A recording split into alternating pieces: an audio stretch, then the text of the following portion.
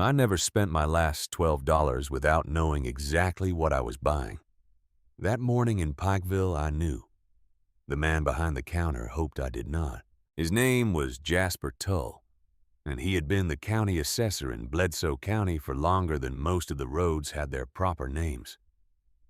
He was a careful man, the kind who filled in ledger columns with a precision that suggested he feared the universe itself might come undone if a figure went in the wrong row.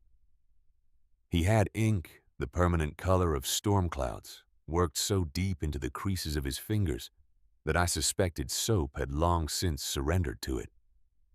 He looked at me the way careful men look at women who come in alone and ask questions without apologizing for them, a look that contained both pity and the quiet wish that I would simply move along. I was 62 years old.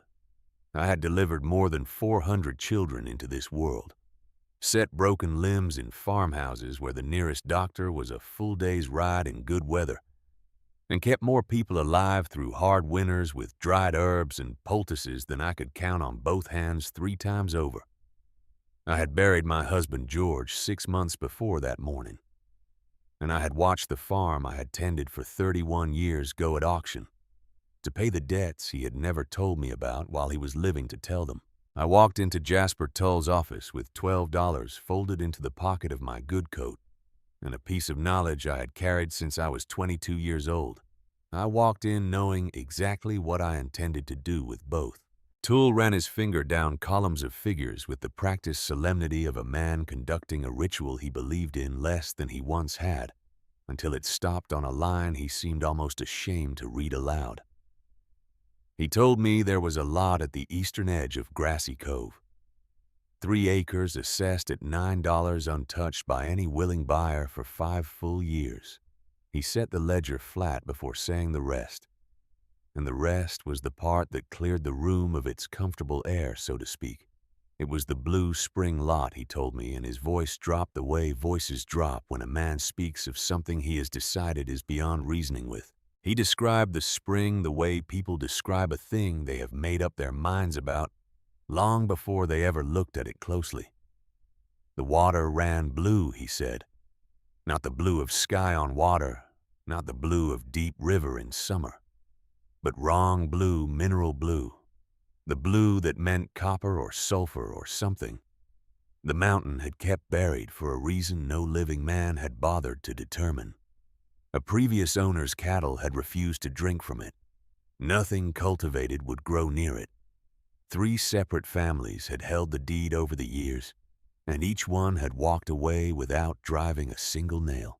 He looked at me with the patient weariness of a man who has given the same warning until it has gone smooth in his mouth like a river stone worn past its edges. You do not want that land, Mrs. Birch. I asked him why a spring of water on a piece of ground was a curse instead of a blessing, since water was the one thing that made any land worth owning at all. He told me that good water and bad water were 2 different animals entirely, and that blue water was the kind a sensible person walked away from before she had a chance to regret her curiosity. I laid my $12 on the counter. He stared at the bills longer than he needed to, as though he still believed I might snatch them back and come to my senses before anyone had to witness the transaction. I did not. He sighed, reached for the deed papers, and that sigh was the first of many small, involuntary sounds I would collect over the years, the noises people make when a woman past 60 refuses to be saved from herself. Let me tell you who I was before I tell you what I found at the bottom of that bluff. I was born Wanda Gill in the spring of 1819, in a farmhouse set into the western slope of the Cumberland Plateau, the 4th child and 2nd daughter of a tobacco farmer who understood soil the way some men understand horses by instinct, before explanation, and never entirely by language. He could look at a field and tell you what it needed, the way a doctor looks at a face and tells you where the fever lives. My mother kept a kitchen garden that fed 9 people through every hard winter I can remember, and she understood plants with the quiet authority of someone who had spent decades in genuine conversation with them. listening as much as directing. She taught me to read a wilting leaf the way a doctor reads a labored breath. She taught me that the color of soil crumbled between the fingers told a story worth listening to, and that a good gardener learned to be still and receive before she ever made a mark on the ground. When I was 18, I married George Birch and we moved to his family's land in Mason County. And I spent the next 4 decades doing the work that women do in country places, which is more than most histories ever bother to write down and remember. I delivered babies in cold rooms and hot ones in farmhouses and cabins, and once in a barn when there was no choice, and the choice turned out well.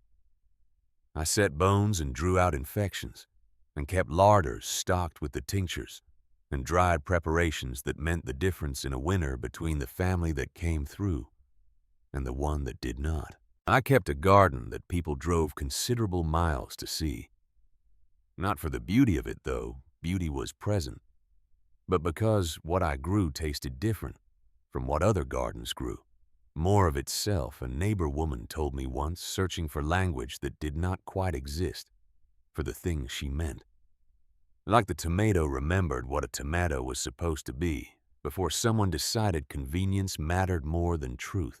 George was a good man in the ways that count between people who share a life, and a careless man in the ways that ruin a family's standing. He died of a fever in October of 1880 and left behind a debt I did not know existed, wound through the farm's title in a way that left me no room to move in any direction but out. The auction was held in December. I stood at the edge of our yard and watched strangers carry off 31 years of my life in portions they haggled over before they lifted, and I felt the cold that comes not from weather but from a particular kind of understanding. The cold of knowing that what you have built your whole existence inside can be legally separated from you between one season and the next. I moved into town. I took a room at the widow Hartley's boarding house, a kind woman who did not ask more questions than a situation required, and who heated the hallway adequately, if not generously. I spent that winter going through what remained of George's papers, sorting the recoverable from the irretrievable in the methodical way of someone who has decided that order is the one thing grief cannot remove if you apply yourself to maintaining it. It was in that pile wedged between a promissory note for lumber he had never settled and a receipt for harness fittings from a shop that had closed years before that I found a hand-drawn map with a notation in handwriting that was not George's. Blue Spring Lot, Grassy Cove, 3 acres. The notation had been made by someone who had offered to sell it to George some years earlier, and beneath the offer, in George's own deliberate script, was a single word: cursed. I held that paper a long time in the cold of my borrowed room in the thin afternoon light that came through the one window, in the particular silence of a woman alone with a decision she has already made, but has not yet said aloud to herself. I thought of Ida Brandt. Ida had been my neighbor for the first 8 years of my marriage. An old woman even then, a German immigrant who had come to Tennessee as a young bride with seeds in her trunk and knowledge in her head, and who kept a garden that put mine to shame in those early years before I had learned enough to be a fair competition. She was the first person outside my own mother who taught me that soil is not a surface, but a world that beneath every garden was a civilization of creatures too small for any eye to find, and all of them laboring in the dark to turn dead things back into the substance that fed living ones. She had told me once, in the particular way old women tell the things they most want carried forward, about the springs in the country she had come from. Healing springs, she called them. Some ran blue, some ran the color of rust. People had been drinking from them and pouring them over their kitchen gardens for longer than anyone in those places could count the years, longer than the towns had their names or their churches. An old traveling apothecary had told her grandmother that the color in such springs came from what the stone gave the water on its long passage through the dark, and that what the stone gave was not poison, but the opposite of it. the very substance the earth had been distilling in the dark for time beyond any human accounting. What the stone keeps in the dark, the root receives as light. Ida had said it once, simply the way true things are said, and then gone back to thinning her beet seedlings without further elaboration. And I had kept it the way you keep a thing that does not make full sense to you in the moment, but that you know with a certainty you cannot entirely justify that you will need someday. It sat in me for 40 years, patient as the limestone it described. When I held George's map in that cold boarding house room and read the word cursed in his careful hand, I felt that patience come to its end. I folded the map and put it in my coat pocket and went to sleep that night with the settled certainty of a woman who has spent a lifetime learning to read the evidence before her and has finally found what she has been looking for in the last place anyone would think to show it to her.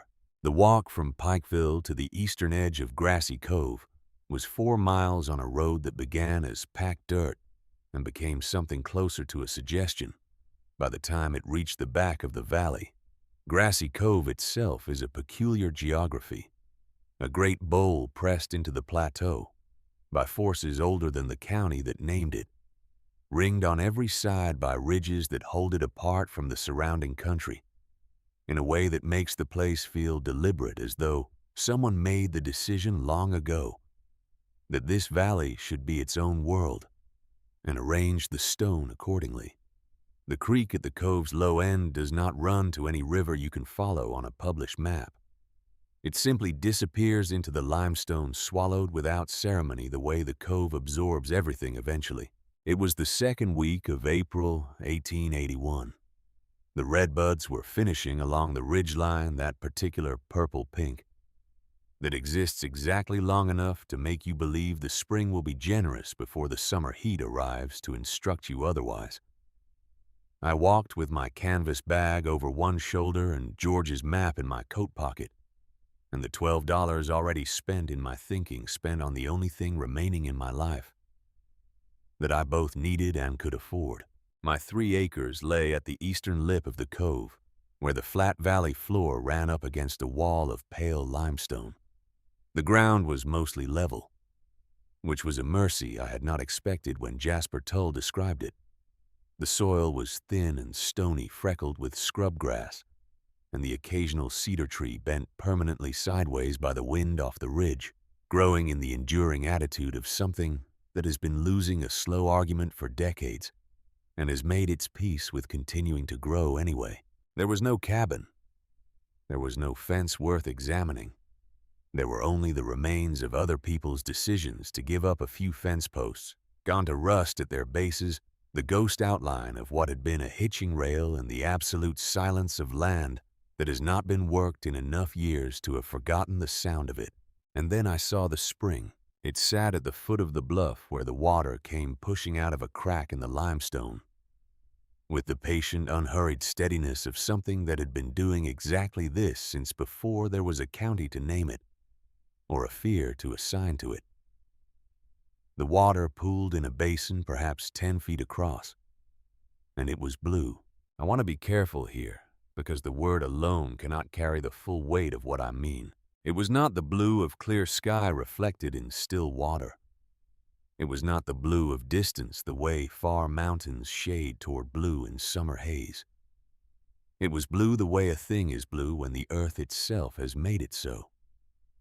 Not incidentally, but essentially a deep and luminous color that leaned toward turquoise, where the morning light struck the surface and sank toward something closer to indigo in the shadow beneath the overhang of rock. It looked like a painting made by someone who had decided that nature was too restrained in its choices and had corrected the oversight. I had seen mineral springs before in my years of traveling to people who needed help and could not always come to me. Hot springs and iron springs and springs that tasted of salt and made your skin feel different afterward. I had never seen one this color, and I had never seen one that looked quite so deliberately, almost aggressively like a warning. I approached it the way I had always approached things that required careful attention, Slowly, with my hands open at my sides and my mind in the listening posture I had developed over 40 years of attending to things that did not announce themselves plainly. Not the quiet of nothing happening inside, but the quiet of everything listening at once.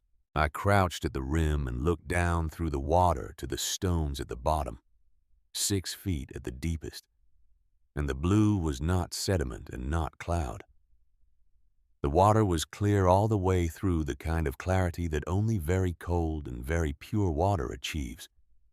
And across the floor of the basin, the small stones wore a pale mineral coating that caught the light and gave it back in tiny points, the way hard frost gives back starlight on a January night.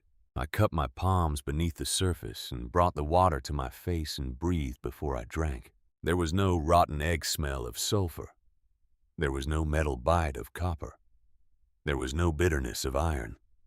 What I smelled was stone and cold, and beneath both of those, something faintly sweet. A sweetness with no flower or fruit behind it. The sweetness of mineral dissolved so thoroughly into water, across so much time, that the two had become a single thing, old in a way that made the season and the year and the decade above the surface irrelevant.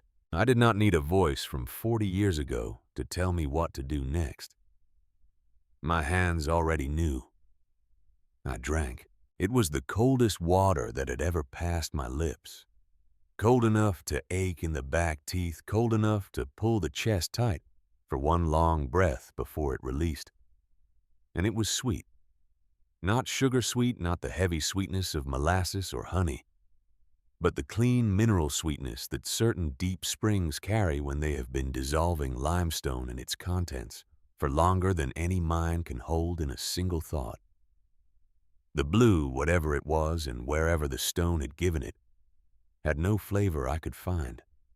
The water was simply water, cold and clean and finer than anything I had drunk in the long, difficult months since George's death, wearing a color it had collected somewhere far below the roots of the mountain. I did not die. I did not sicken. My belly did not cramp and my head did not swim. I drank again and the cold went down through me like a bell struck in a stone room, resonant and clear and still. I sat back on the limestone rim and looked at where the water left the basin in a thread of a creek, crossing my 3 acres and disappearing into another seam in the ground, before it had gone 100 yards.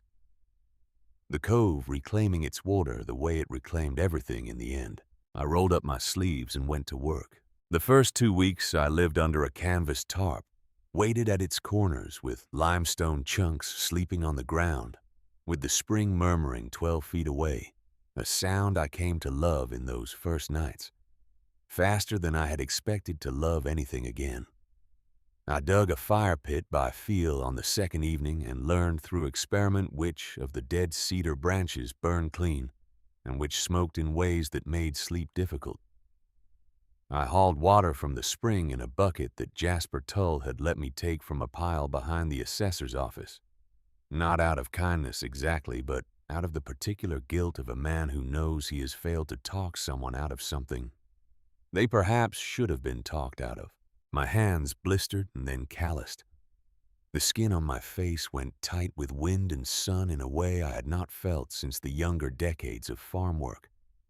I was 62 years old, and I had not done sustained physical labor in the years since George's health had begun its long decline.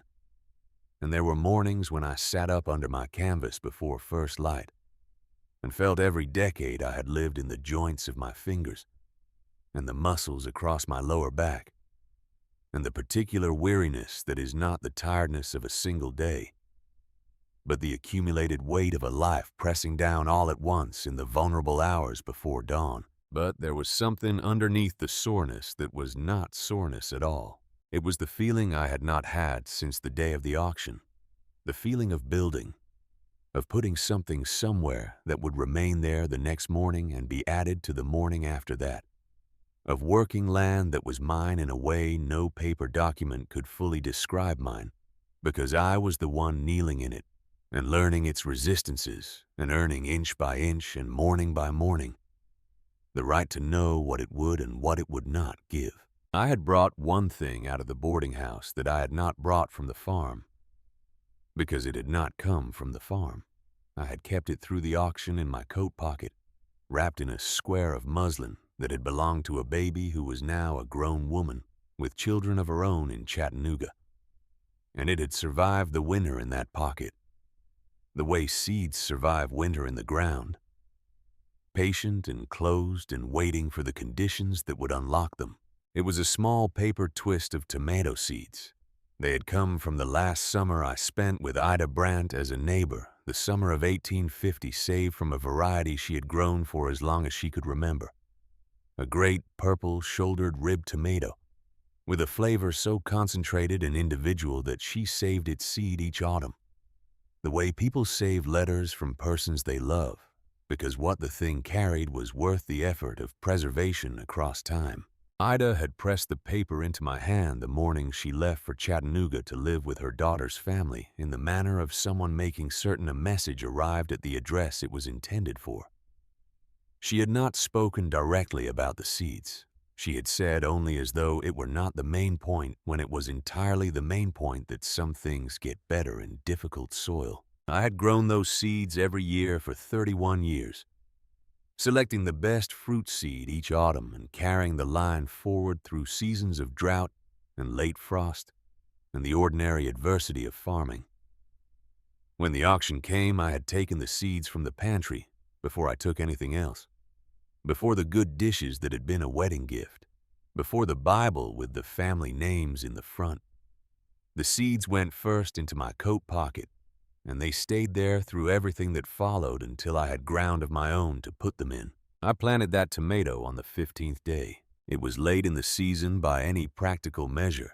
Past the window, a sensible gardener with a full larder to protect would have considered safe for starting a tender crop in open ground. A woman with more to lose than I had would have put in something harder and more forgiving.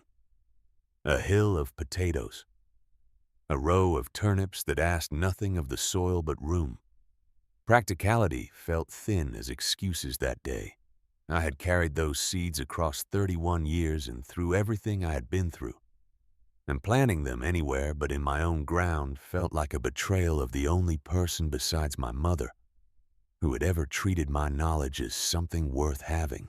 I set the seedling 15 feet from the rim of the pool in the damp strip, where the overflow creek kept the thin soil from going entirely to dust. I dug the hole twice as deep as strictly necessary, loosened the clay beneath with a pointed stick, and pressed the seedling in with both thumbs the way my mother had shown me. And her mother had shown her before that firming the soil from the edges inward so the roots had something to push against, rather than collapsing soil around them. Then I hauled the blue water bucket by careful bucket and poured it slow at the base of the plant. Never on the leaves, always at the root the way Ida had taught me you water anything you mean to keep. I told myself I expected nothing. I had the honest conversation with myself that experienced gardeners learn to have in order to survive the heartbreak of a failed planting. The soil was poor. The season was wrong. The plant was fragile and the conditions were marginal, and only a woman with nothing left to protect would be watering a tomato seedling with water the color of something unwell. But the part of me that 40 years of close attention had made impossible to entirely silence watched that little plant with the attentiveness you bring to anything whose outcome matters more than you have admitted out loud. Within 7 days, something occurred that I had no existing framework to receive. The seedling was not simply growing. It was reaching upward with a velocity I had not witnessed in any garden in any season. And I had witnessed a great many of both. In 7 days, it had nearly doubled its height. Not the leggy, desperate doubling of a plant straining toward insufficient light, but the dense, purposeful extension of a plant that has found exactly what it needs and means to make complete use of every particle available to it. The stem thickened in a way visible to the eye across a single day. The leaves broadened and went a dark, saturated green that I had come to associate with abundance rather than effort. When I tested the outer edges of the root zone with careful fingers, the roots had driven outward with an appetite I had no single word for. I stood over it in the gray early light of the 8th morning, my breath making small clouds in the cold air. The spring threw off even in May, and I understood what I was seeing because I had spent a lifetime learning the vocabulary that plants use to describe their conditions. And the vocabulary was this time unambiguous. It was the water. Nothing else explained it. The soil was the same thin, stony ground that had defeated every previous owner of this lot. The sun was the same sun that rose over every farm in the valley. The only variable I had introduced that differed from anything this ground had ever received was the blue water carried from the dark of the mountain each morning and poured at the roots of a plant that was answering it the way a body answers the one remedy that was always right, the one it had needed without knowing what it was waiting for. I am not a woman who trusts a single witness, regardless of how eloquent that witness happens to be. So I tested it the way a careful person tests anything of consequence, with repetition and controlled difference. I planted 2 more rows of seedlings beans on one side and peppers on the other, and I divided each row straight down the middle. The left half I gave the blue spring water each morning carried bucket by patient bucket. The right half I gave rainwater caught in a barrel beneath a slope of canvas, the same plain water that fell on every farm in the cove. Same seed, same soil, same planting date, same hands doing the work. The only difference between the 2 halves of each row was the color of what I poured at their roots. By the end of the first week, the 2 sides were distinguishable to a careful eye. By the end of the second week, they would have been distinguishable to anyone willing to spend 30 seconds looking. The spring-watered plants came up faster, stood taller, and leafed out in a darker and denser green than the rainwater plants in the same soil 2 feet away. The difference was not the difference between a good year and a poor one. It was the difference between adequate nourishment and something a plant had no prior experience of receiving and did not know how to respond to except by growing. I walked those divided rows every morning before the sun cleared the eastern ridge, and the gap between the 2 halves widened every day, a living and green record of what the mountain had been offering freely at the foot of that bluff, since before anyone in the cove had been alive to misread it. That was when I made my mistake. A woman who had just demonstrated that the spring water was extraordinary might be forgiven for assuming that more of an extraordinary thing was simply more extraordinary. I had the evidence of my test rows. I had the tomato seedling which had by now produced its first clusters of small flowers and was setting fruit at a speed that looked almost impatient. I had the evidence of my own 40 years of knowing what healthy plants look like. And I made the error that experience sometimes permits, precisely because experience creates the confidence for it. The error of assuming that a principle proven in one set of conditions applies with equal validity to all conditions. I decided to expand the planting. In the second week of June, I put in a full half-acre of mixed vegetables, corn, and squash and beans, and a row of late lettuce along the shaded edge of the lot. And I watered the entire new planting with blue spring water at full concentration. The same water I had been giving the established tomatoes since the beginning. I hauled it morning and evening, bucket after bucket, until my lower back moved past, speaking to me in words, and began communicating in something closer to weather patterns. I was 62 years old, hauling water twice a day across 30 yards of uneven, rocky ground, and my body was registering its position on the matter clearly enough. But the planting was in and the water was going on it, and I told my back it could file its complaints another time.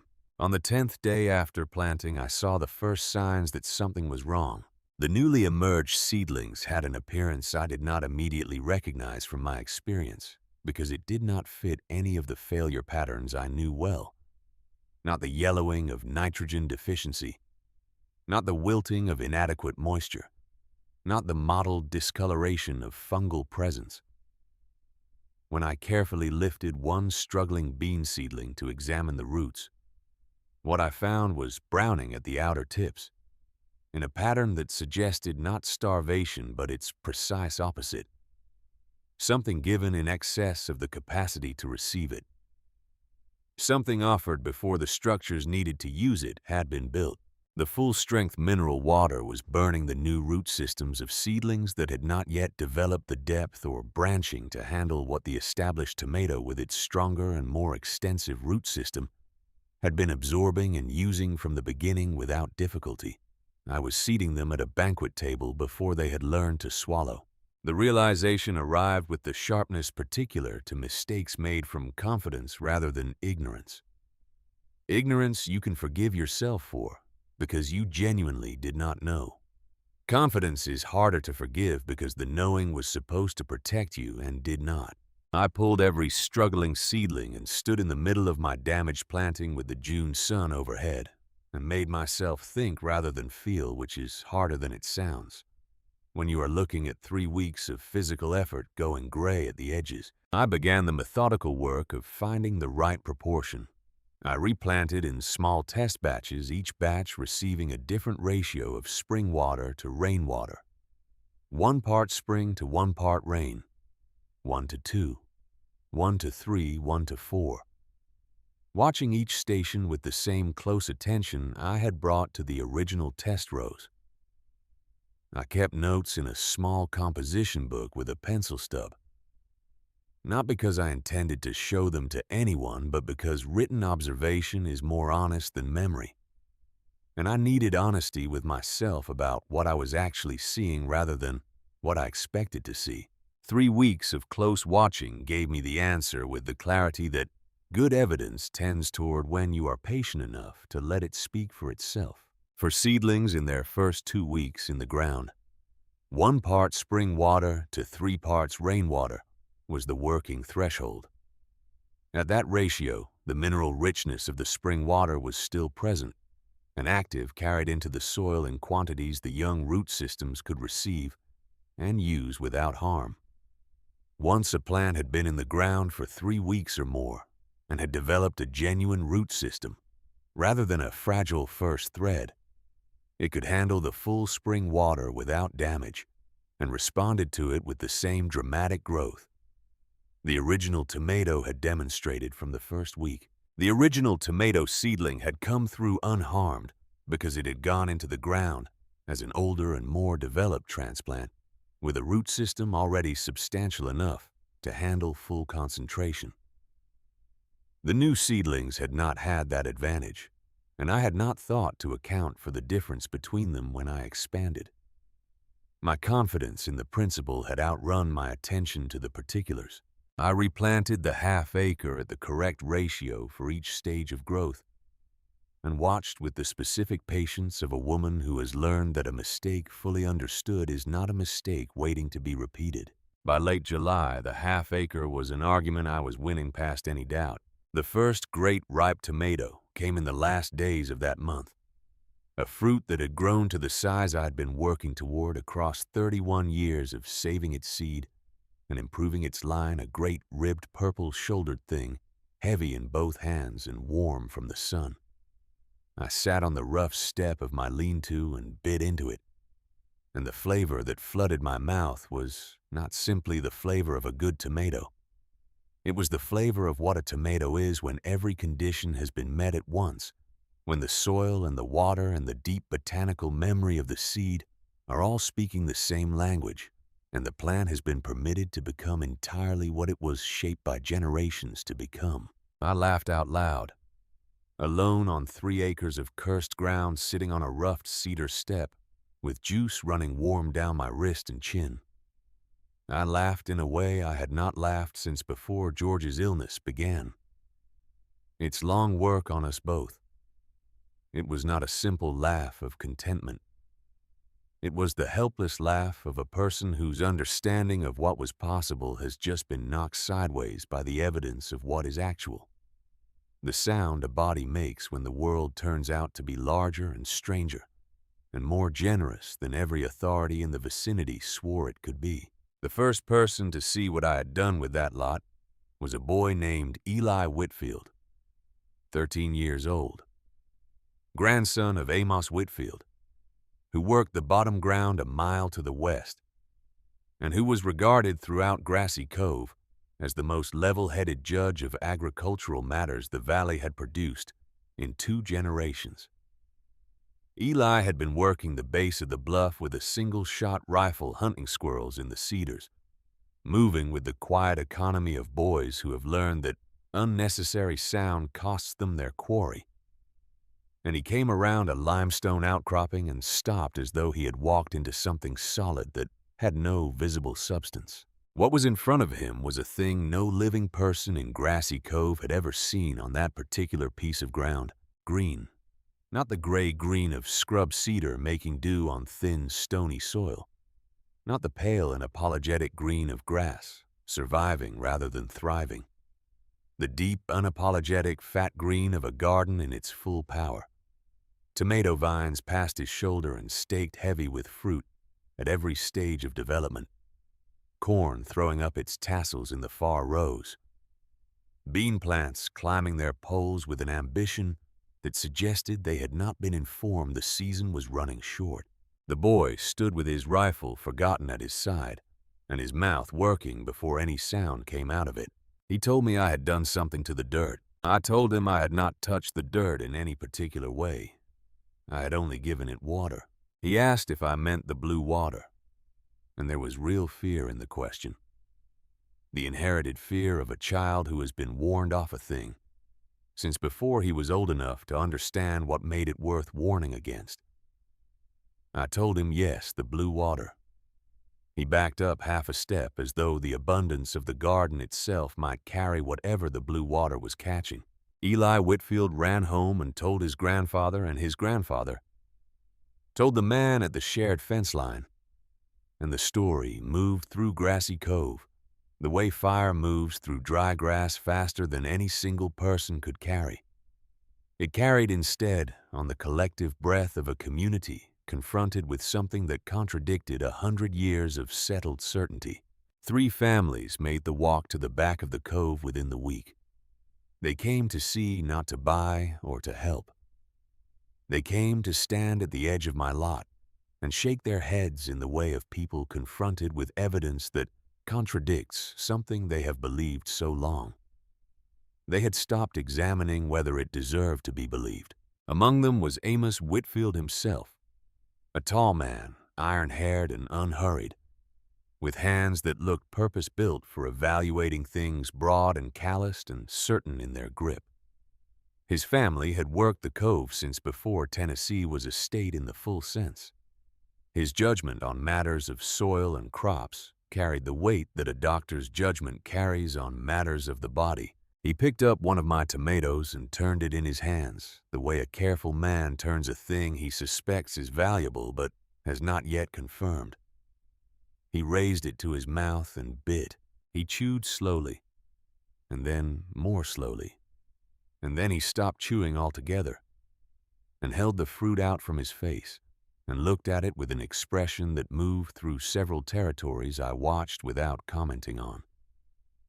The juice ran down into the creases of his knuckles and dripped off the heel of his hand. "Lord have mercy," he said at last, and his voice had gone somewhere quiet and unperformed. "That is the finest tomato I have ever put in my mouth."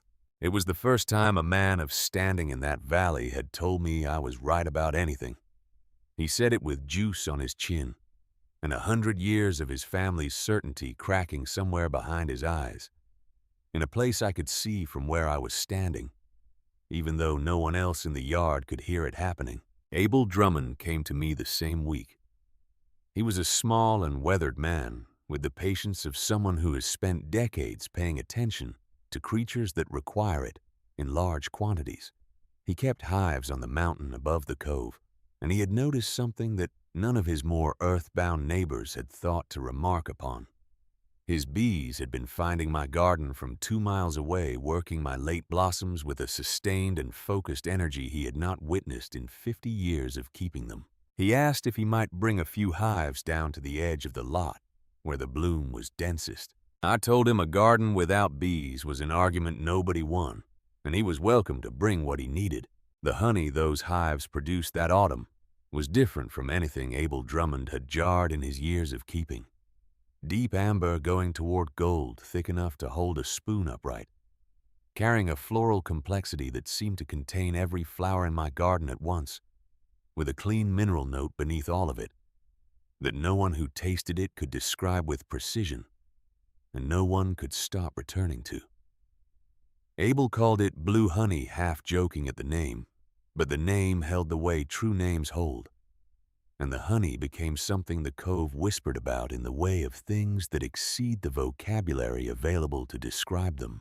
It was on the afternoon Abel first brought a jar to show me, standing at the edge of the lot in the September light, with the warm jar between his calloused hands, that I noticed the man at the far boundary of my property.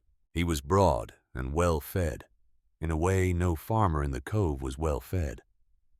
His coat too fine for the dust of a back road, his boots unmarked by any honest field work. He did not come forward to taste the fruit, or speak to me, or shake his head with the others. He stood apart, and he watched, and behind his flat, pale eyes, something was operating that had nothing to do with wonder and everything to do with the calculation of value and the assessment of distance. When he turned and walked back toward the road, he did not look at me. I would learn that his name was Harlan Crow, and that he held more deeds in Grassy Cove than any other living man, and that he was a person who had never in his life seen something of value in the hands of someone weaker than himself, without beginning to measure the distance between that thing and his own possession. I sat alone on my lean-to step that evening, with the cooling air coming down off the ridges and the spring murmuring behind me, and I held the day in my thinking and turned it over. I had $12 worth of ground and a garden that defied every assumption the valley had held for a century, and a beekeeper whose bees had gone glad in my flowers, and the beginning of something I could feel the shape of, without yet having the full language for it.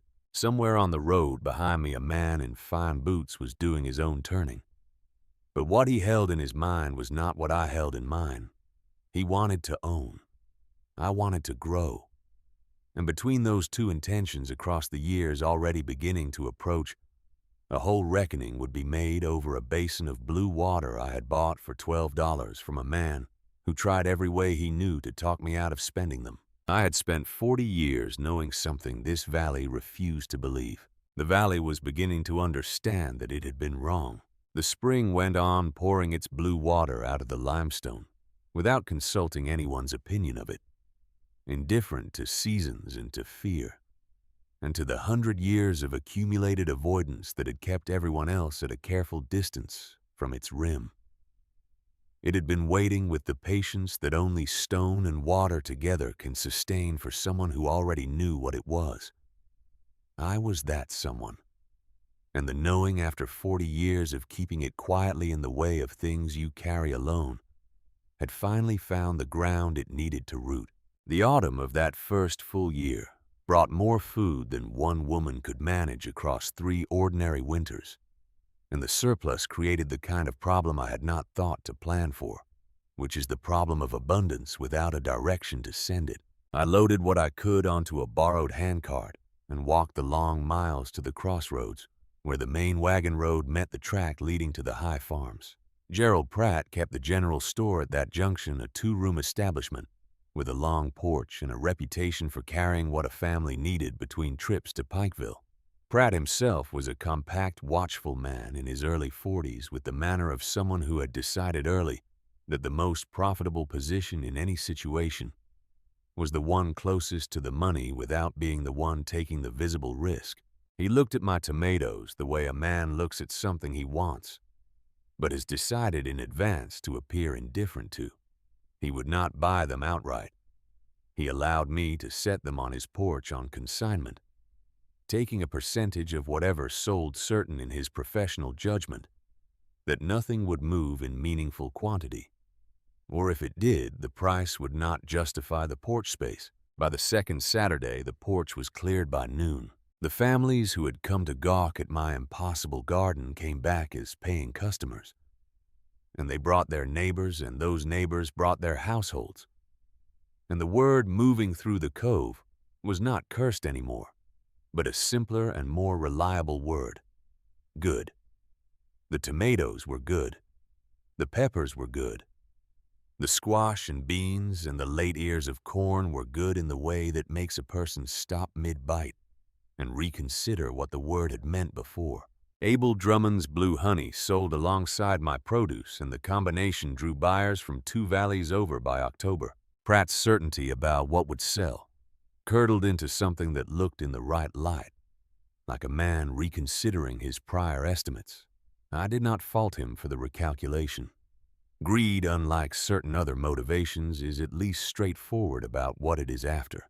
It was on the 3rd Saturday of September, in the particular slant of autumn light that makes the Tennessee hill country look like a painting of itself trying to be remembered, that I first noticed Caleb Marsh.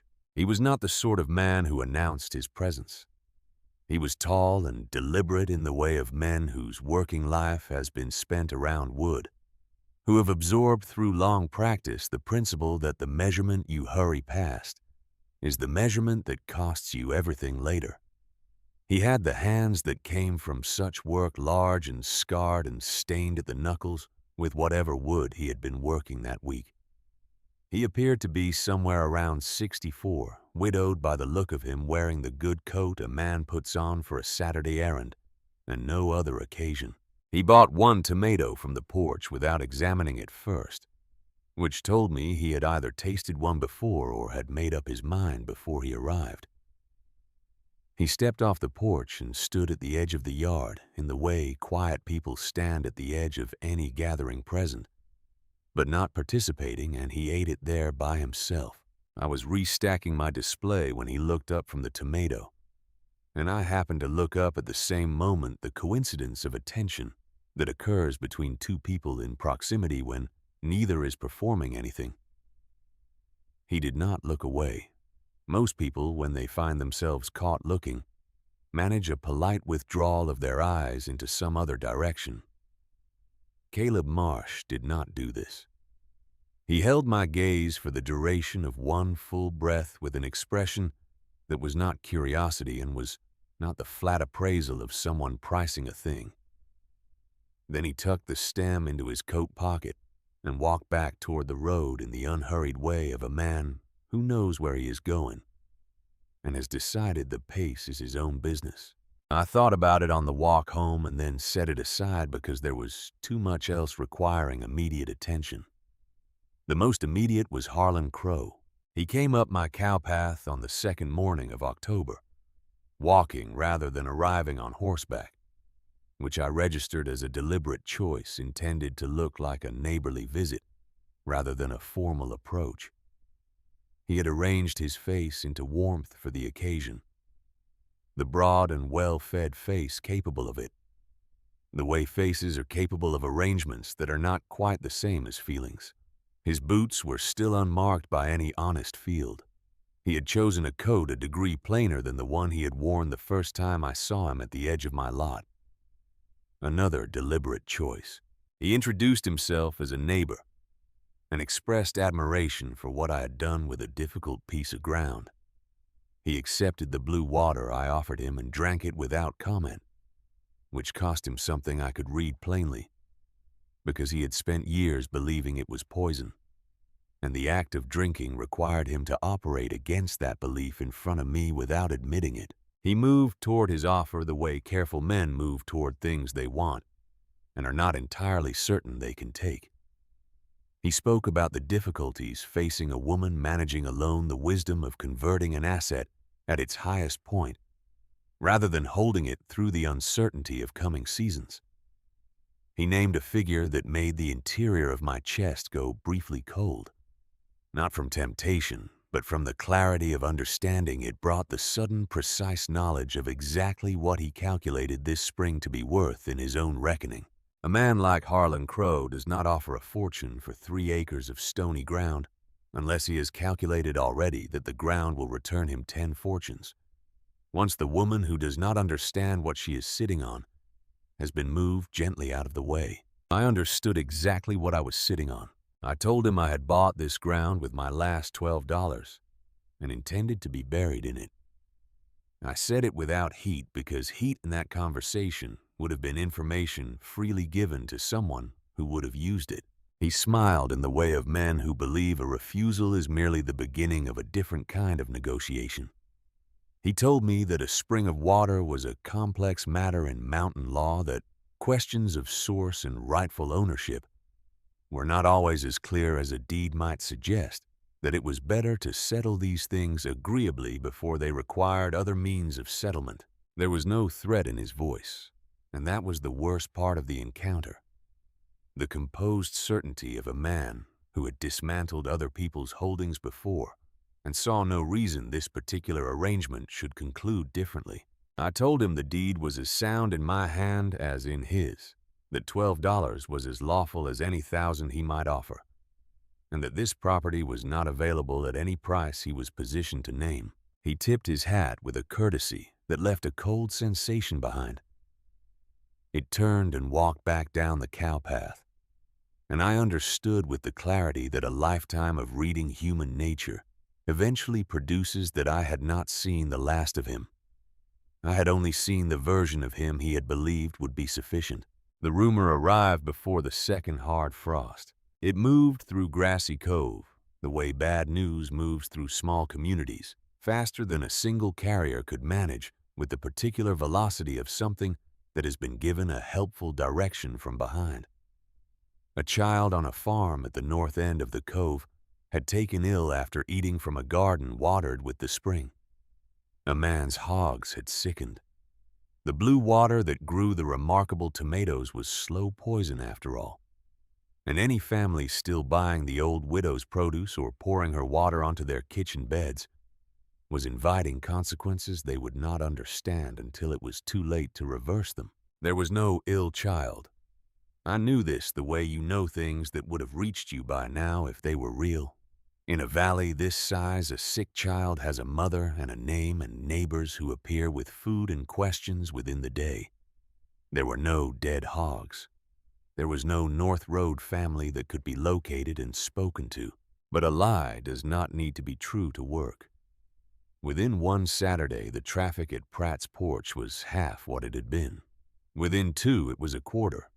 Pratt himself began suggesting, with the apologetic manner of a man rehearsing a feeling he does not actually have, that our arrangement had perhaps run its natural course. I went looking for the origin of the rumor.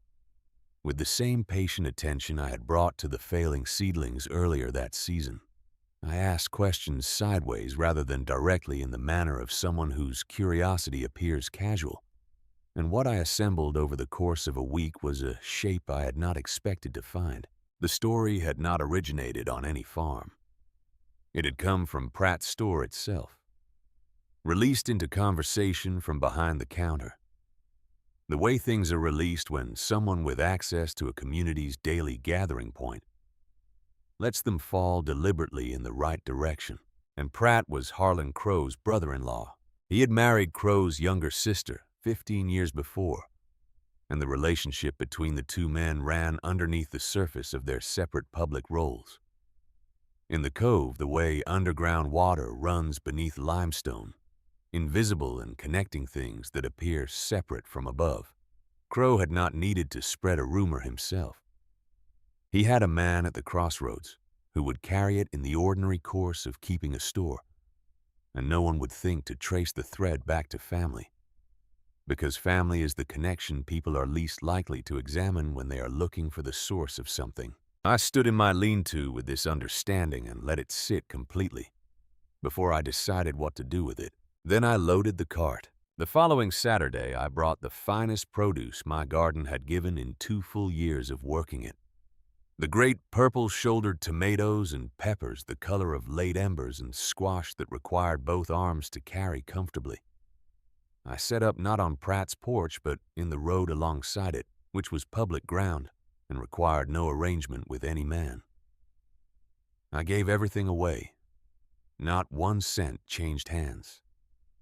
I pressed a tomato into the hand of every person who came past, and I ate from each one first, biting deliberately in full view before I extended the rest into their hands. I spoke plainly to the gathered crowd. I had been watering my garden with the blue spring water for 2 full years. I drank it myself every morning of those 2 years. If this water was death, I told them, looking at the faces in front of me without flinching, then I had been dying for 2 years, and had never in my life felt more completely alive. I was 63 years old, and doing the physical work of 3 people on ground that every previous owner had abandoned, and I asked them to look at me and determine for themselves whether a poisoned woman looked like what they were looking at. The crowd was not entirely won back that morning. A rumor with a wealthy man's construction behind it does not collapse in a single public demonstration. But I put a doubt into the doubt, a crack into the certainty of the counter story. And in the weeks that followed, a different kind of talk began to move through the cove. The talk was that the old woman from Mason County had eaten her own produce in public without hesitating, that the sick child and the dead hogs had no name and no farm attached to them that anyone could actually locate. That Pratt had been less comfortable meeting eyes lately when the subject came up in his store. I needed more than a brave Saturday. I needed something the rumor's architecture could not absorb or redirect. That something arrived in September of 1883. Dr. Samuel Briggs came up my cowpath on a hired horse with a leather case strapped behind the saddle and the careful, understated clothing of a man who spent his working life with instruments rather than weather. He was a professor of natural philosophy and mineral chemistry at the State University in Knoxville, and he had heard about my garden from a man with the County Agricultural Society who had heard of it from Amos Whitfield, who had not found a way to stop talking about a tomato that had rearranged his understanding of what the word was supposed to contain.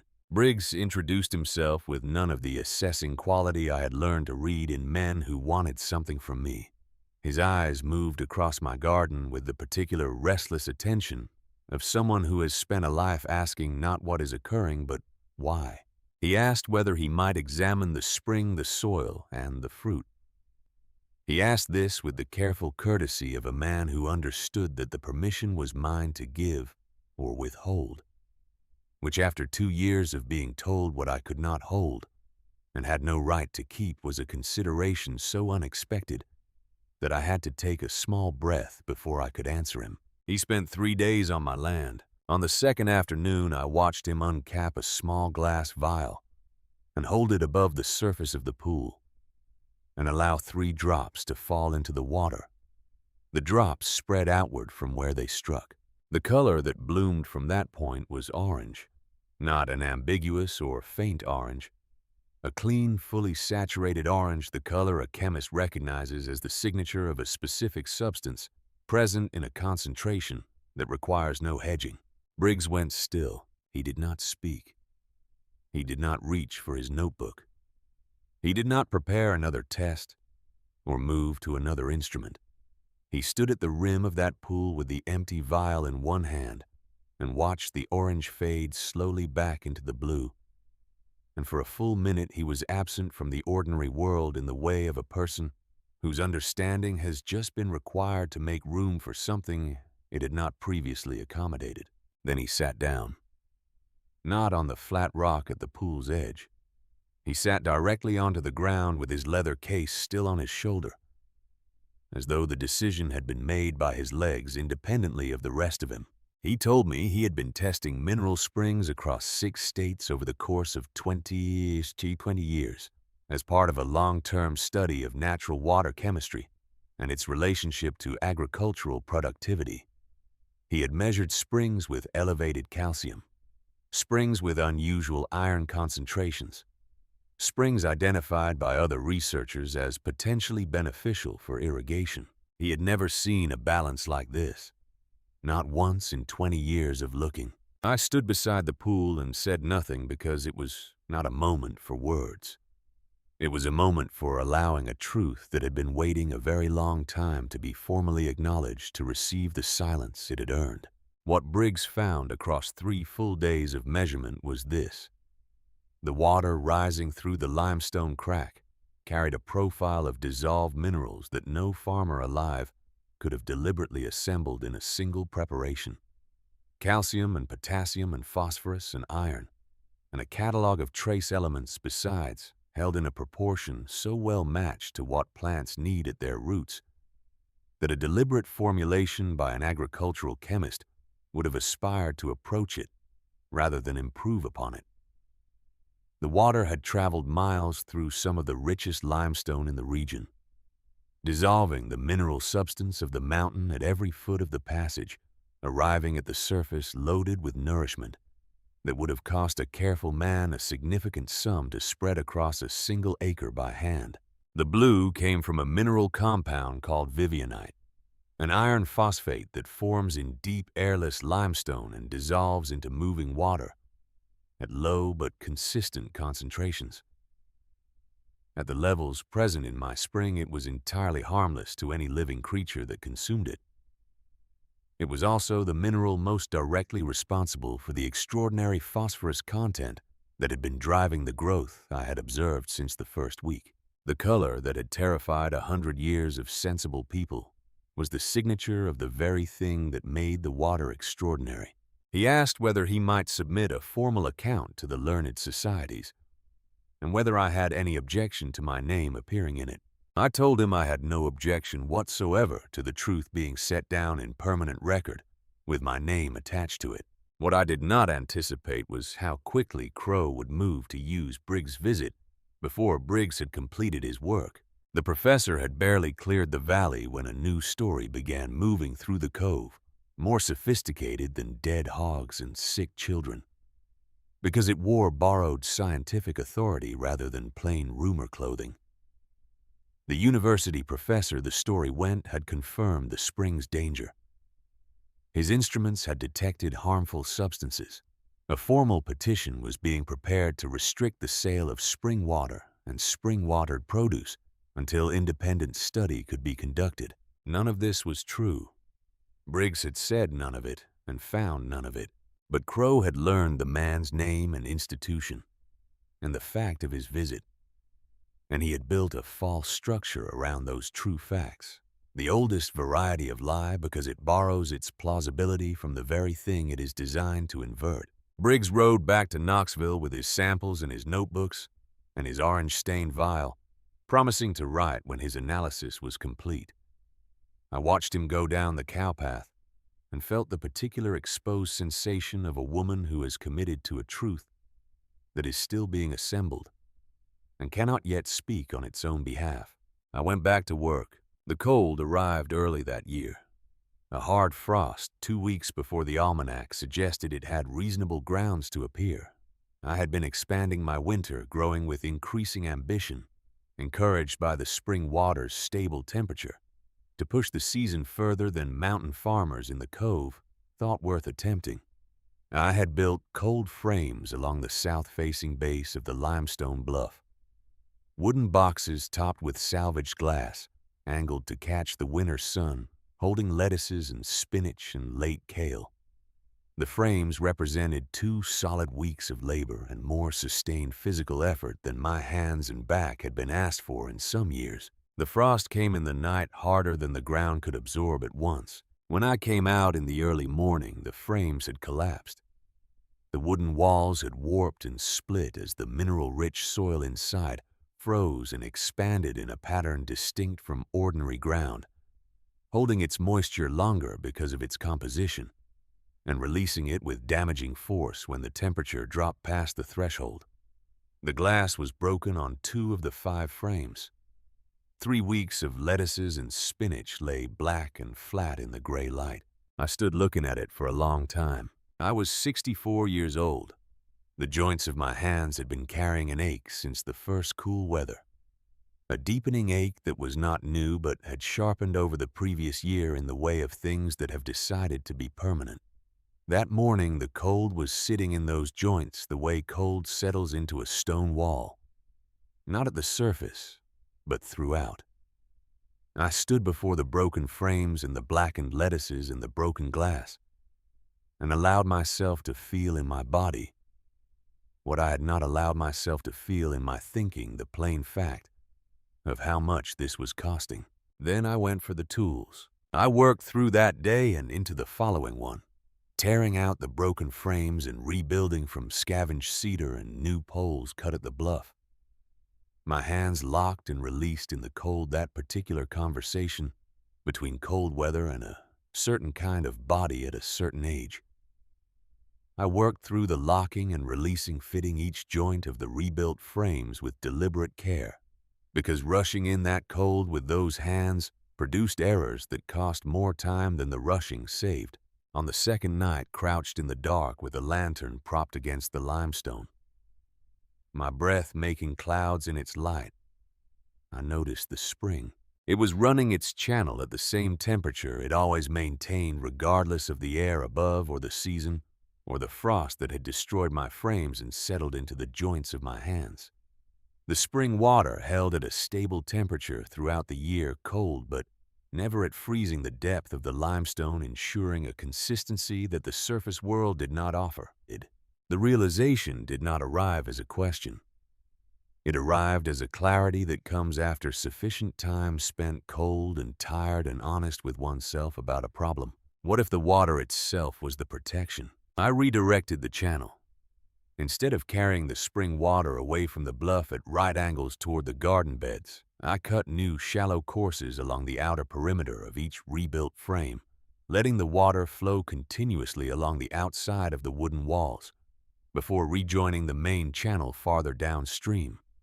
The water was not warm by any comfortable definition, but it was many degrees warmer than the air that had killed my lettuces, and moving water resists freezing in ways that still air does not. And moving water at a consistent temperature along the base of a frame changes what happens to the soil and the plants inside it during a hard night. The next hard frost came 3 days after I finished. The frames held. The lettuces inside them held. The spinach survived. The soil temperature inside the frames, which I had begun measuring with a thermometer borrowed from Abel Drummond, stayed above the killing threshold through a night that put ice 2 inches thick on the rain barrel at the far end of the lot.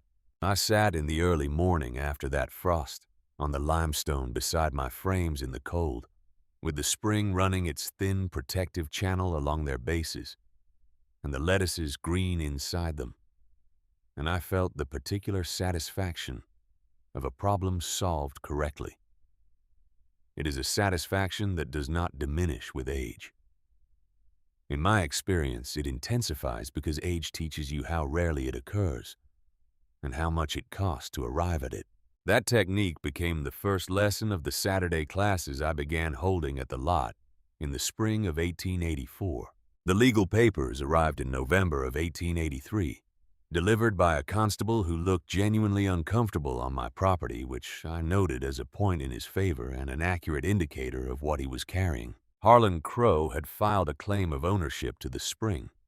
His argument was carefully constructed. The underground sources feeding my pool originated on the lots above mine, on the bluff. Lots he held by deed, and in mountain law, the owner of the ground where a spring originates holds rights to the water wherever it surfaces. He owned the stone above, therefore he owned the water in it. The spring surfaced on my land by accident of geology, his lawyers argued, and the deed I held gave me no claim to a resource originating elsewhere. It was a well-made argument. I will not pretend otherwise. The kind of argument that wins when the only thing set against it is the word of a woman alone. I spent 2 full days in the county records office in Pikeville with the patient attention of someone who has learned that the truth tends to be in the file that has not been looked at recently. I was searching for any documentation bearing on the spring's legal history, any survey notation or boundary record that had something specific to say about how the spring had been treated in the formal county record. I found it on the second afternoon in a box of survey records from the county's early establishment years filed between boundary descriptions for other Eastern Cove lots. It was a surveyor's map from 1841, drawn with the precise and deliberate care of that period, showing the properties at the eastern edge of the cove as they had been parceled when the region was first formally divided. The map showed in detail the point where my spring appeared at the foot of the bluff, and at that point the original surveyor had written a notation in careful hand. Blue Spring and its waters expressly excluded from upper parcel deed, retained in perpetuity with lower parcel.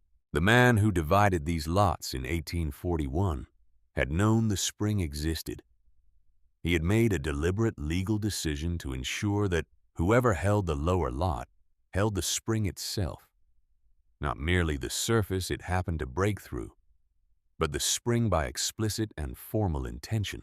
There was one more thing about that map, and it was the thing that made me sit very still in that records room for a full minute before I allowed myself to fully understand it.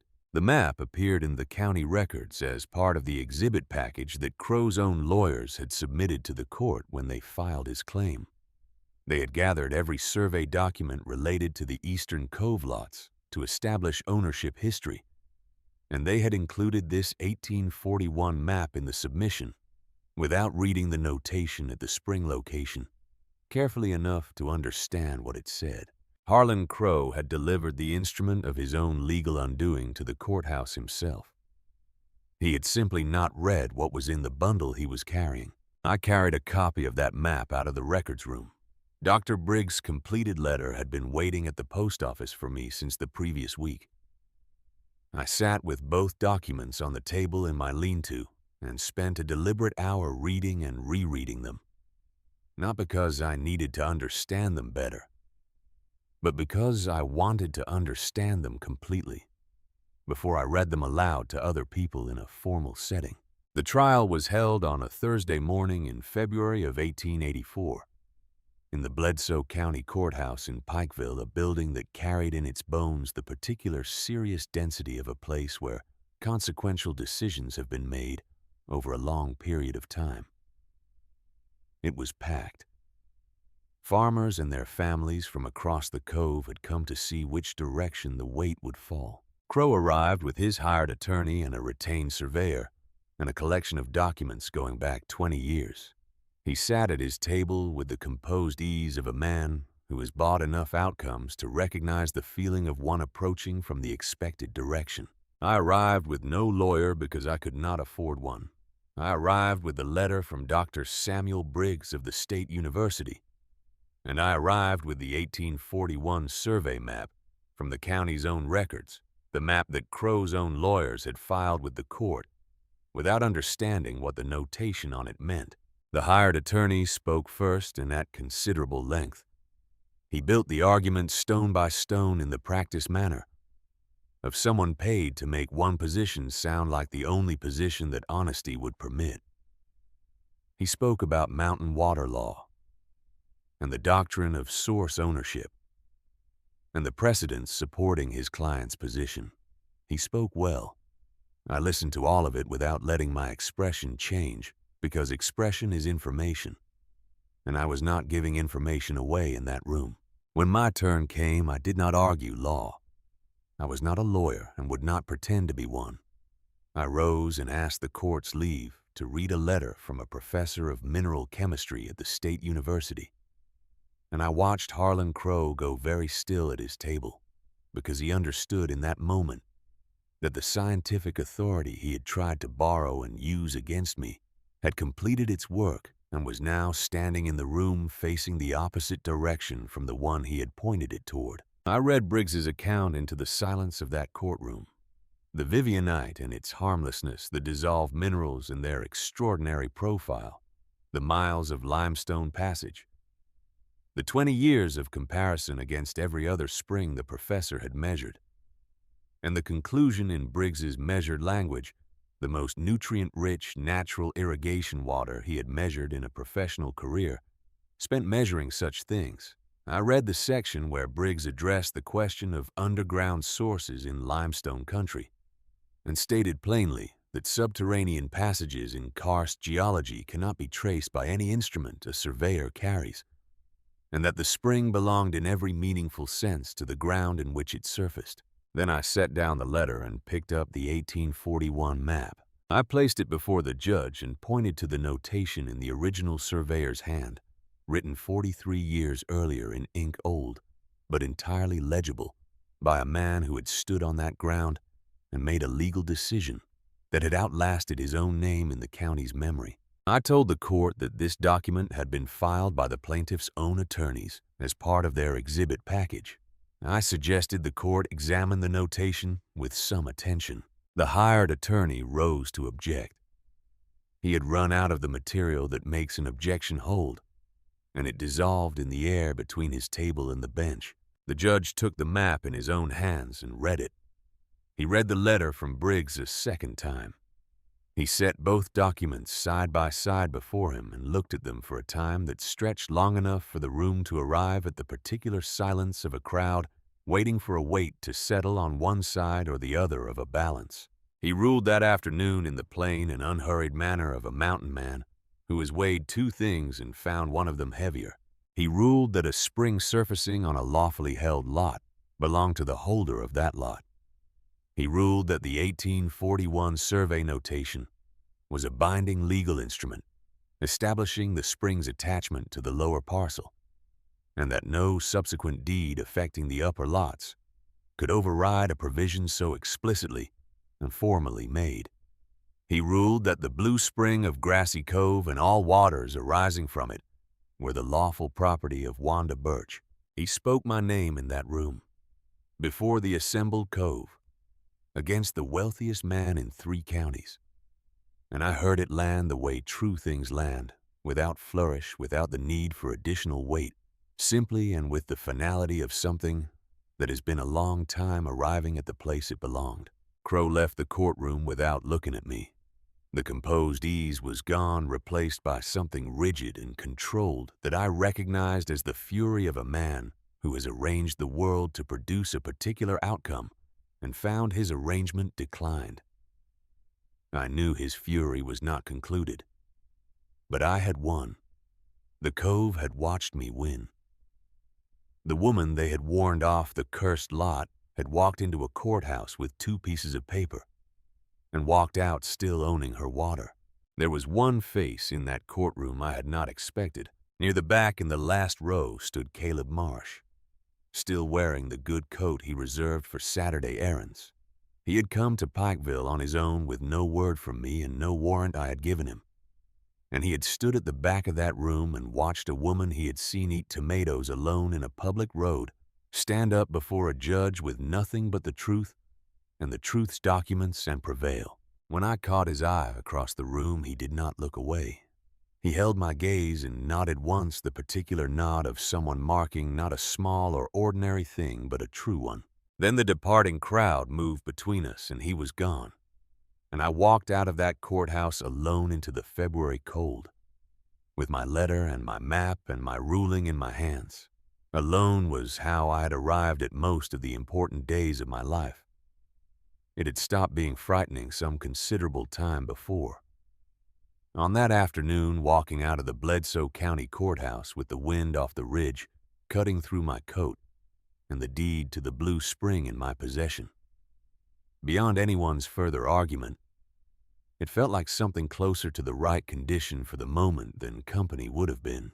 2 weeks after the courthouse ruling, Caleb Marsh came up my cowpath at first light on a March morning carrying a wagon of cut cedar and a look of settled purpose that indicated he had already considered every reasonable objection and found none that required him to change course. He told me he was not there to negotiate. He had decided before he arrived. A woman who had been declared the lawful owner of the most valuable spring in 3 counties should not spend another winter under canvas. And he had spent his working life building things, and he wanted to build one thing in his life entirely, because the building was worth doing rather than because he had been paid to do it. I told him I had no money for a carpenter's wages. He told me he had not mentioned wages. I looked at this man who had eaten one of my tomatoes alone in a public road without asking my permission, who had appeared at the back of a courtroom without my knowledge, and nodded at me across the room with the gravity of someone marking something he intended to remember. And I told him the water was in the spring, and the cedar poles were already cut, and he was welcome to start. He built the cabin in 2 months. 2 rooms with walls thick enough to make a real difference in a winter, and a porch that faced the bluff, so the morning light came in off the pale limestone and filled the front of the house before the sun was fully up. He measured each piece of the work twice before he cut it once, and he fitted his joints with the close attention of a man for whom imprecision was not simply an aesthetic failure, but a small moral one, a failure to do fully what you had set out to do.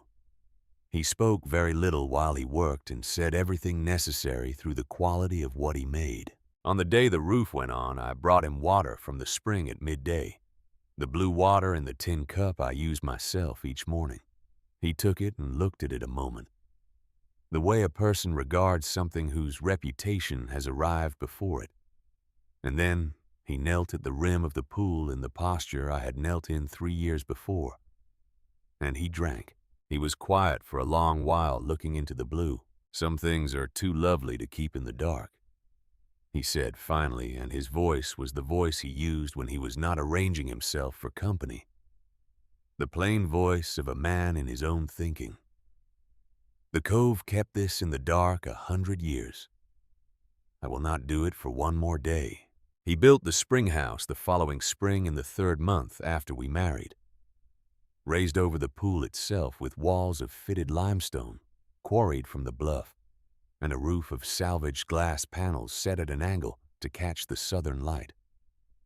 Standing inside the spring house on a clear day, you could look down through the glass at the blue moving beneath you.